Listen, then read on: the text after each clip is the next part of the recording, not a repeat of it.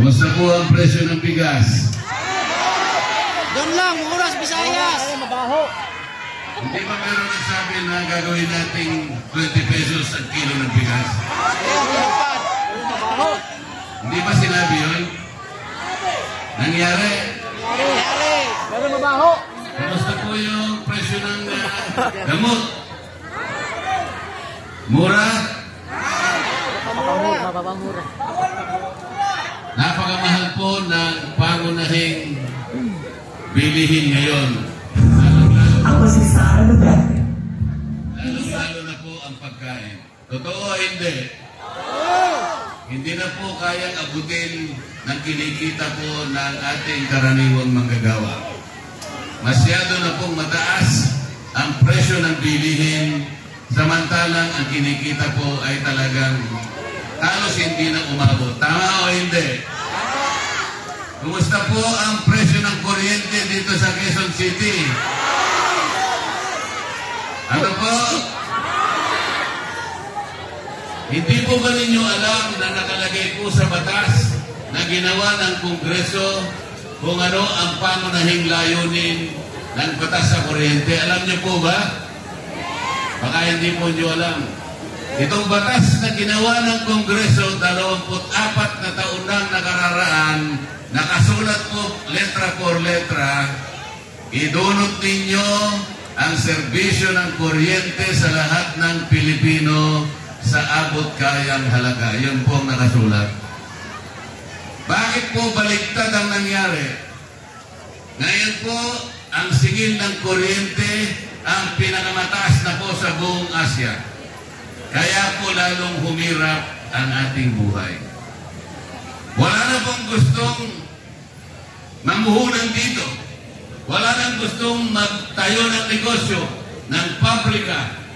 Kapag sana naging murang kuryente, lahat po ay magninegosyo dito. Dadami, makakalikha tayo ng maraming trabaho, dagdag kita po sa mga Pilipino. Ito po ang dapat na mangyari. Kaya po ang ginagawa ngayon ng mga kandidato, kuwera po ang PDP laban, nagbibigay po ng ayuda, di ba? Alam po ba ninyo kung ilang klase ang ayuda na binibigay ngayon? Baka hindi po nyo alam. 5 klase ang ayuda. Merong 4-piece, merong mait, merong ait, merong tubad, merong ano ba? Akap. Akap.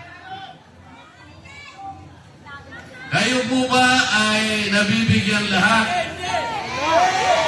Hindi. Taas ang kamay ang hindi nabibigyan.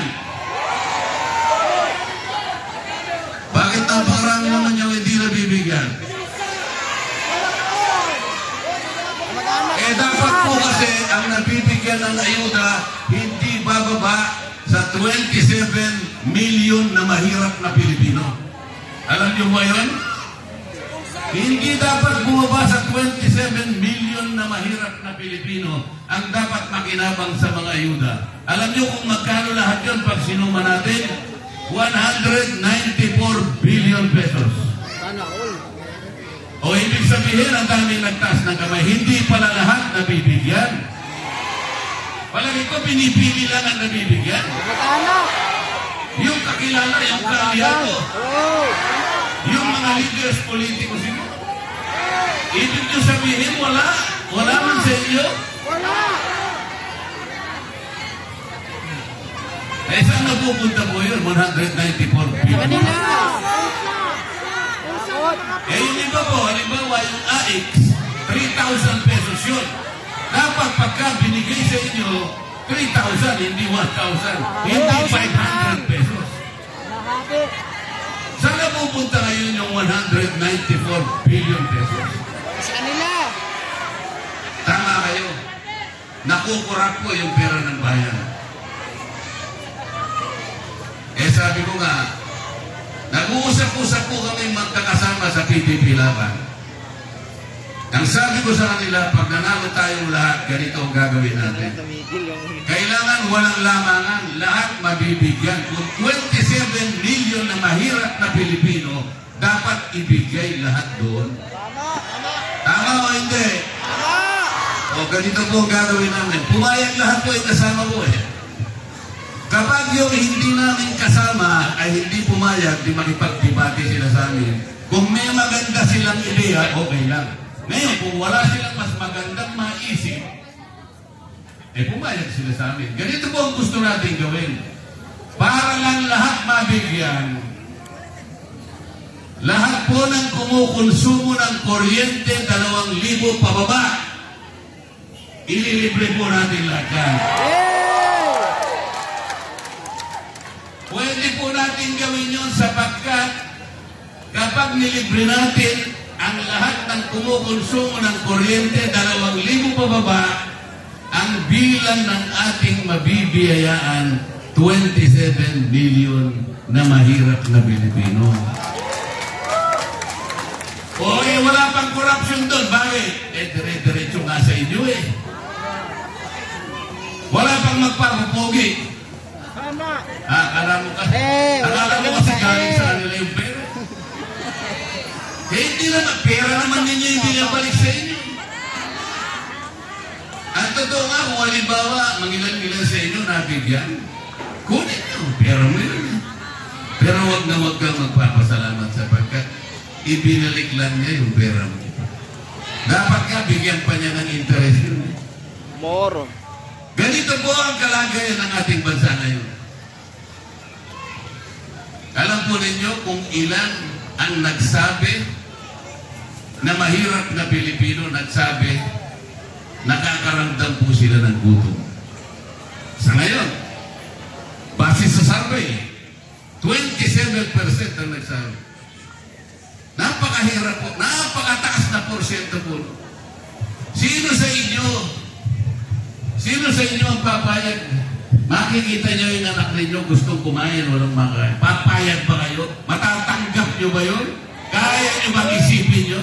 Baka maiyak ka na lang. Pero sinabi ng 27 million, 37%. Ilan po yun? Halos 37 million na Pilipino yun. Pag kinuwenta mo.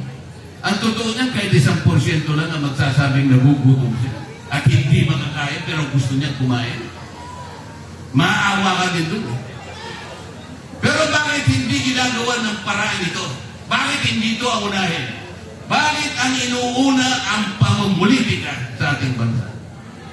Tingnan po ninyo ang ginawa nila.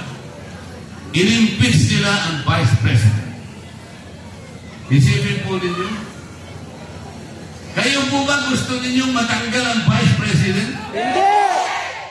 Ang hina na sagot parang iba eh. Parang iba nag-aalala eh. Gusto niyo bang matanggal ang Vice President? Hindi! Talagang hindi dapat matanggal ang Vice President. Alam niyo kung bakit? Wala naman siyang kasalanan eh. Wala siyang kasalanan. Nung siya ay usisain, nung yung pondo raw niya, yung confidential funds, ay inuusisa ng Kongreso, ang sabi ko po sa mga kasama ko, bakit po? Bakit tayo ngayon ang nag-uusisa ng pagkakagasta ng pondo ng isang opisina? Trabaho ba natin ito bilang miyembro ng House of Representatives? Wala pong makasagot. Wala pong makasagot sapagkat hindi namin trabaho ang mag-audit. Isa lamang pong opisina ang tinakdaan ng saligang batas na mayroong karapatan at mandato na usisain ang pagkakagasta ng pera ng bayan. Ito po yung Commission on Audit. Tinanong po yung Commission on Audit, bakit naman kayo isinurrender ninyo ang inyong tungkulin at binigay ninyo sa Kongreso? Ano bang nakain ninyo? Ba't nyo ginawa yan? Kasi po sinagpi na po kami ng inyong mga leaders. Ganun lang yun. Sinugpi na ka lang? Bakit hindi ka tumutol? Bakit hindi mo sinabi sa speaker namin na mali ang ginagawa ng aming mga komites? Bakit hindi ka pumunta sa korte para sabihin sa kanila, Mr. Court, mali na po yung ginagawa nila. Trabaho po namin kinukuha po ng House of Representatives. Dapat po kanya-kanyang trabaho. Ang problema po, lahat na po ngayon ay hindi na ginaganap sa magitan ng aming mga tutunin. Wala na po talaga. Wala nang rule of law. Wala nang due process. Isipin po ninyo, ilan po ba kung opisina ng gobyerno ngayon ang merong confidential funds? Sabi ng COA, 400 mahigit. 400 offices of government. Bakit po isang opisina lang inuusig natin? Bakit isang opisina lang ang sinusuri natin? Bakit isang opisina lang ang ino-audit nyo kung talagang kayo ay kung talagang katungkulan nyo mag-audit? Bakit hindi natin tawagin lahat ng mahigit na 400 offices? Ayaw po nilang magsalita. Ayaw nilang sumunod. Wala silang maisagot. Wala silang maikatwiran. Kaya ang ginagawa na lang po nila kapag ako po nagsasalita, nangaaway na lang sila. Ayaw! Pati hopya na ginagamit ko, agawin na lang nila. Ay, hopya! Pati po yung mic na ginagamit ko, papatayin nila para hindi ako makapagsalita. Pero sabi ko sa kanila, o sige, nagamit po silang lahat sa akin. Ayaw ko sumama sa Quadcom. Paano ako sasama sa Quadcom? Ang indireksyon po nila ay hindi naman gagawa ng batas. Lahat po ng pag-meeting, lahat ng pag-hearing sa House of Representatives, gagawin mo lamang alang-alang sa paggawa ng batas. Yun po ang tuntunin, wala nang iba. Hindi naman sila gagawa ng batas. Ang gagawin nila, uusigin nila yung dating Pangulo.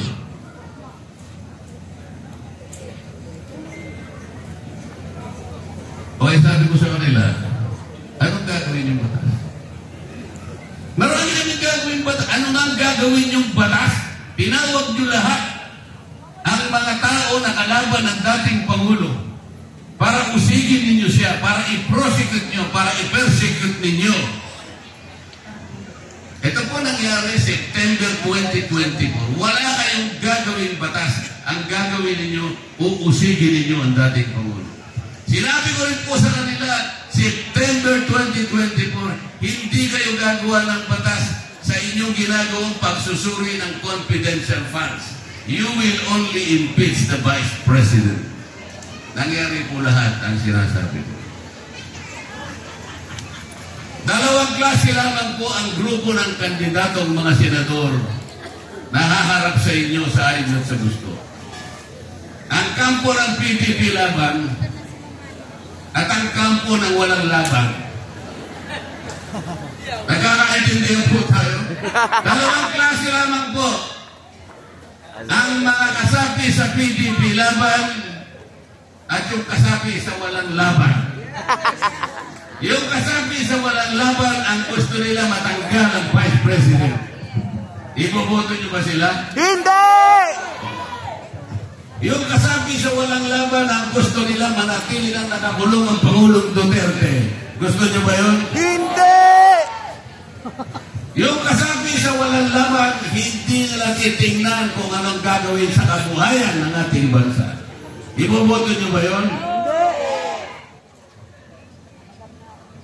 Ang PDP laban lamang po ang gagawa ng maraming bagay para ituwid ang maraming mali na nangyayari sa ating bansa. Ang PDP laban